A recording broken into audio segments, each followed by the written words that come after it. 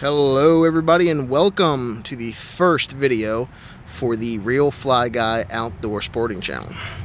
My name is Joe and I will be a host for this channel. First video for this channel is we're going to talk about small boats and small crafts. Now, for those of you who like to get out and like to fish, you know that getting on the water is probably one of the best experiences and best locations for catching what you want. Bigger fish like deeper water, especially in the hotter days, and getting out there, you know, in the water with those fish right on top of them or right next to them is going to increase your chances and your fun of having it. Now, if you've ever had a boat before, you know that boats are expensive. And boats can be a lot of work. They can really tucker you out and kind of make it not worth going out. I know a lot of people who have boats who have bought them and they're excited and great at first, and then all of a sudden it's just, oh man, it's so much work to clean it and get it ready and fuel it. And then when you get it back, you gotta flush the motor and you gotta you know, unpack it and wash it down, or else it grows mold and spots. And boats ain't easy. However, little boats, like John boats, like this one here, can be the alternative to that. They're not much different than a kayak. The only difference is they're more weight capacity. You can put a motor on them, a big motor, and they can go further. They can carry more. So what you're seeing here is the Dolphin Pro120. Not an uncommon boat, nothing special about it. Unfortunately, they stopped making them in 2015 or 16, I want to say. It might even be later than that, but they're no longer made. There's still tons of them out there. It was a very popular little boat. This boat is 12 foot long. Now, I know what you're going to say. 12 foot long is not very big. It's no bigger than a kayak. And this is the Dolphin Boss 12. All right, that's a 12 foot kayak right there, that gray one. That is 12 feet long, and that is the Dolphin Journey 10. So that's a 10 foot kayak, that's a 12 foot kayak, and this is a 12 foot boat.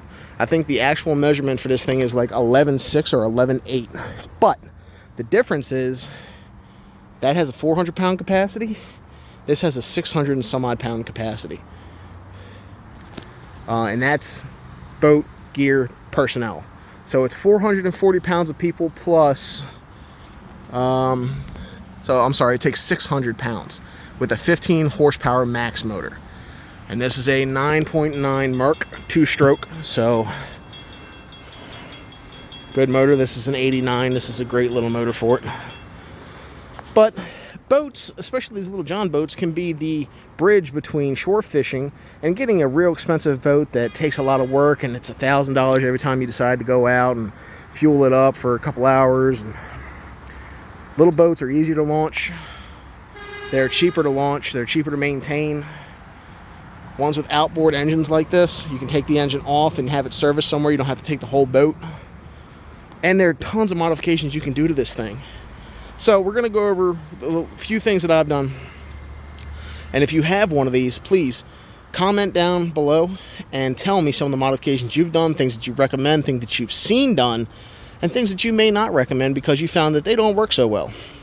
So let's start at the bow and we'll work our way aft. So when I bought this boat, it was the boat, the trailer, and this is a 15-foot canoe trailer, but it works. I'm not going to cut the tongue down because I don't want to jeopardize the integrity of the trailer. And what if I get a 15-foot John boat?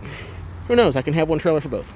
But when I got the boat, it came with both seats, the other seats in my shop, along with the other riser, and this 40-pound Minn Kota Endura C2 trolling motor. The boat's already pre-wired with lights and for an aerator and for this trolling motor. You see up front here, it came with a plug. That comes factory. The lights come factory. All the cleats come factory. The little Velcro rod holders come factory. The switch panel's factory. This light bar is also factory. And this was the battery compartment back here.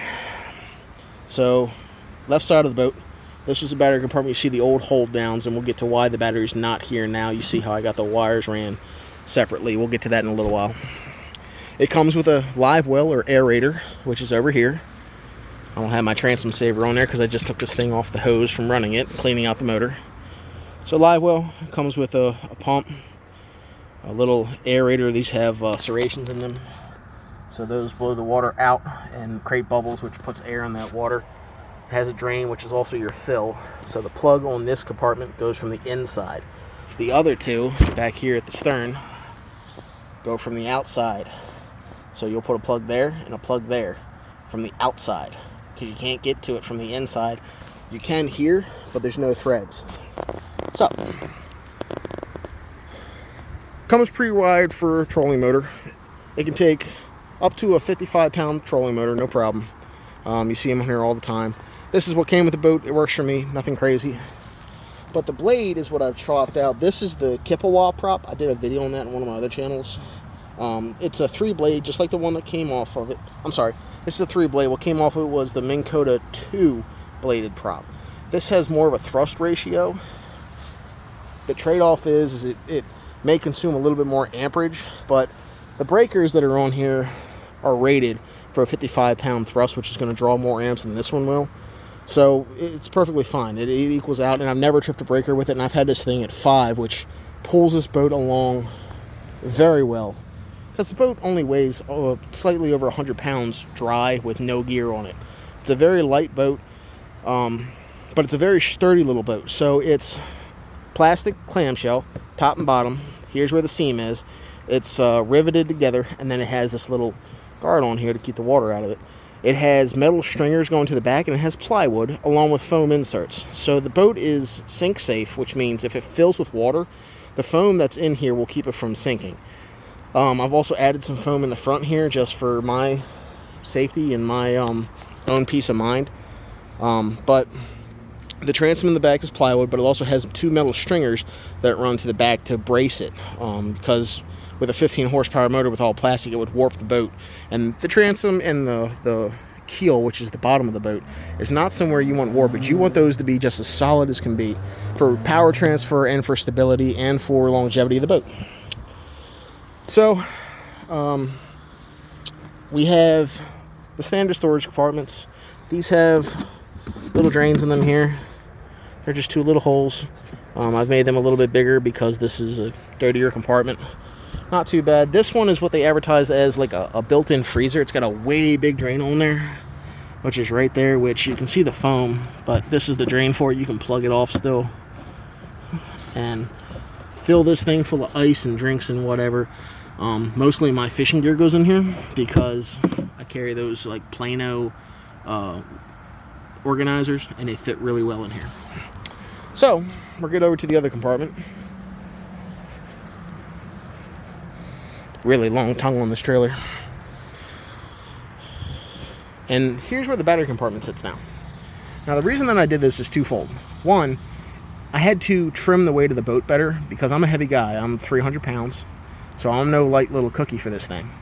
But with the battery sitting in the back, the tail end was sitting so deep in the water that the engine couldn't get the stern out of the water high enough to plane and to reach a higher RPM. It was kind of just, hovering around maybe 7 or 8 knots, nothing crazy, but it just wasn't what this motor can do. Now, that motor will plane this boat at almost 20 miles an hour all day long now, no problem. So a 9 horse is more than enough for this boat with a 300-pound man and all my fishing gear. And I fish in the Magothy River, which is just off the Chesapeake Bay, and it does fine. I'm not taking it out on like the big channels, and I'm not taking it offshore and stuff like that. I'm staying in tributaries, rivers, and the Magothy River is salt water. Don't get it wrong, kind of brackish salt water. But it is definitely not your average like lake, river, or freshwater stream.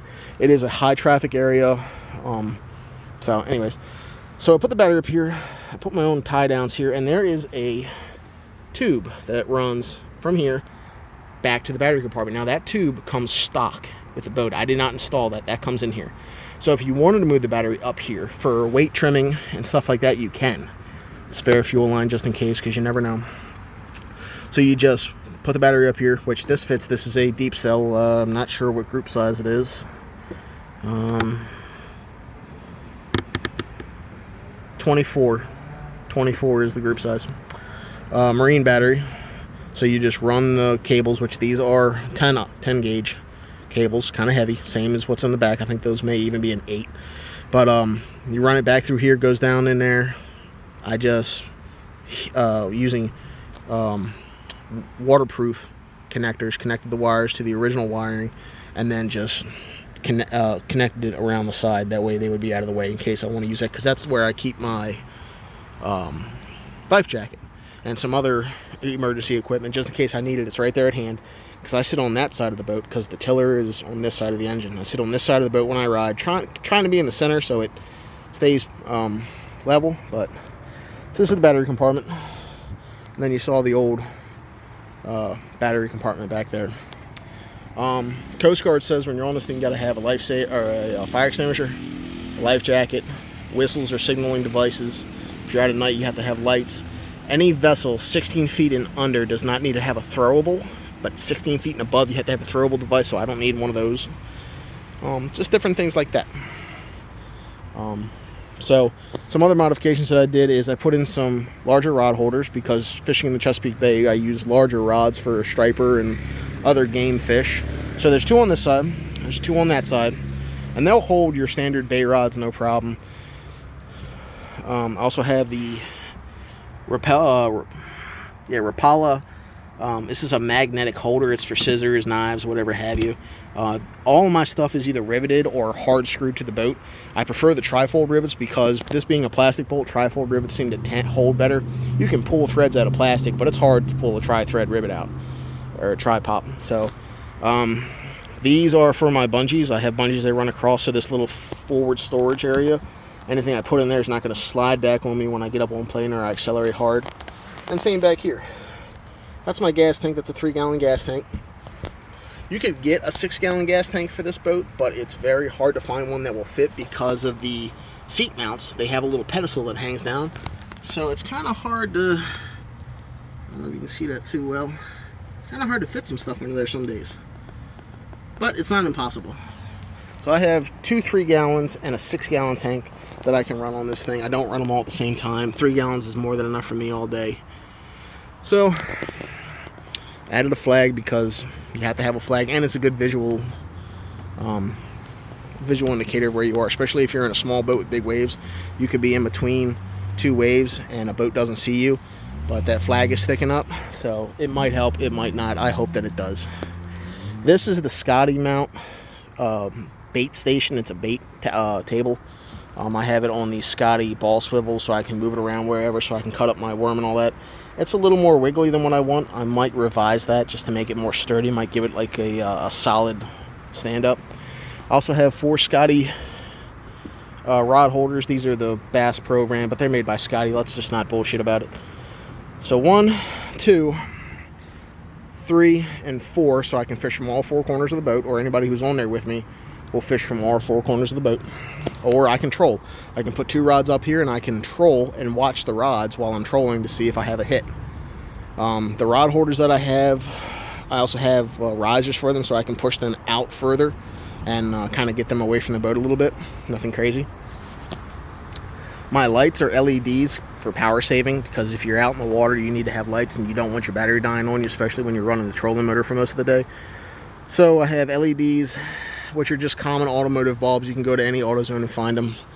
Forgive me, I don't remember the name of them right now, but these are for my hog trough. So these are holders. My hog trough just slides right up in there, and it keeps it out of the way. The coolest thing with small boats is finding out how to make the most out of your space. It can be a long, enduring process to sit down and look at it and mock things up, which is what this pretty much is. This is just a mock-up right now. I've taken the boat out like this. It does just fine, but I'm not going out today, so I just put this together for you guys. So, a couple other small things that I've done. You've seen the name of the boat, Real Fly Guy, because I absolutely love fly fishing of all kinds. Saltwater, freshwater, I don't care. If it's wet, I'm going to fly fish it. I siliconed around my plugs here. Now, when I got the boat, it was used. and they took pretty good care of it. I actually need to redo down here. That's going to be on my list of things to do here shortly. Yeah, I don't like that, but that's me, not the boat. And I got one of these. This is a live well strainer, and I just siliconed the back of it, and I just screwed it on there. This keeps things from getting in there that you don't want in there, and keeps things from getting out that you don't want to get out.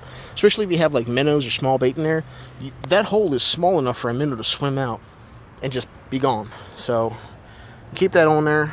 Keeps your minnows alive. Keeps them from getting away. And the other thing is, when this is full, even with the battery forward, 9 horse isn't really much to get this on plane. It'll do it, but it takes forever. So what I do is I'll take the tube off.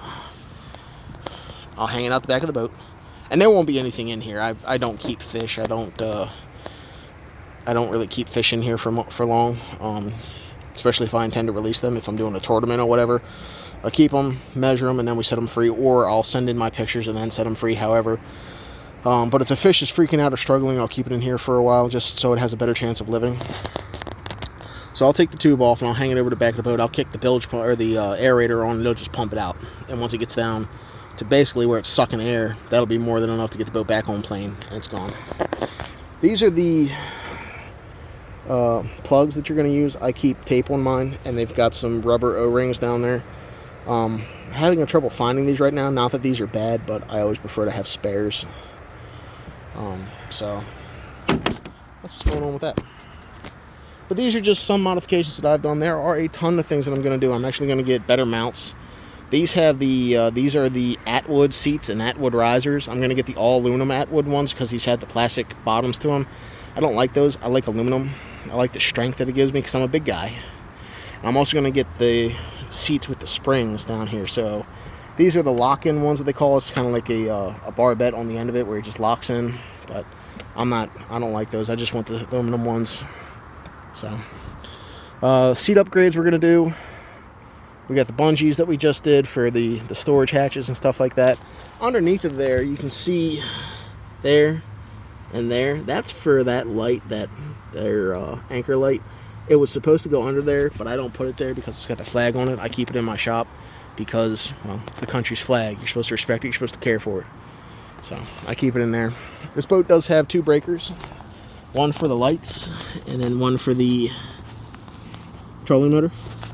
So accessory light, that's a 5 amp. The trolling motor is a 50 amp. So if you're drawing 50 amps, you got more problems than a trip breaker. Something somewhere is touching it's not supposed to. So this has been my rendition of it. Hopefully this gives you guys some ideas. This will eventually have a bimini top. I'm going tan because there's so much green on the boat. I think a little bit more tan would look nice. But there's a ton of things you can get. Atwood makes these seats. You can still get them. The only difference is when you buy the all green seat, they won't say Sun Dolphin on them. But that shouldn't really matter. A seat's a seat. Tons of things you can do to this. These are oar locks. I don't have oar locks. I don't intend on rowing this boat. I'm going to get a paddle for it just in case, one of those little collapsible ones, because even though I have 2 motors, anything can happen. Always have a contingency plan for everything. So, but this has been my little rendition of what's going on with my little boat. Hopefully you guys like the video. Hopefully you guys are interested. Give somebody some ideas. I intend on making more content, both on fly fishing, regular fishing. When we're out on the water, we can do all of it. So hopefully you guys found this helpful. I'll catch you guys in the future. God bless. Be safe.